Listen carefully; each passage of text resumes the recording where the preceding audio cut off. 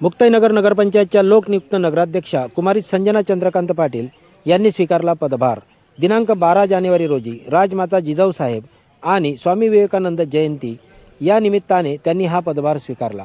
या प्रसंगी शिवसेनेचे जवळपास सर्व नगरसेवक आणि नगरसेविका उपस्थित होत्या। या प्रसंगी मुख्याधिकारी सतीश पुडके यांनी कुमारी संजना चंद्रकांत पाटील यांना पदभार देऊन स्वागत केले। या छोटेखानी झालेल्या समारंभ प्रसंगी छत्रपती शिवाजी महाराज, विश्वरत्न डॉक्टर बाबासाहेब आंबेडकर, महात्मा ज्योतिबा फुले, राजश्री शाहू महाराज, त्याचबरोबर स्वर्गीय बाळासाहेब ठाकरे यांच्या प्रतिमांना पुष्पहार अर्पण करून हा पदग्रहण सोहळा संपन्न झाला।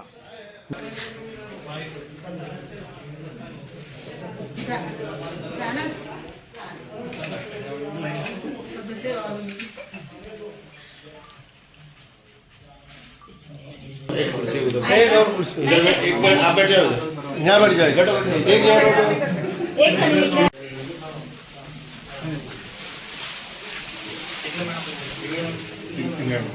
मैडम ले ले, हाँ मुश्किल मैडम।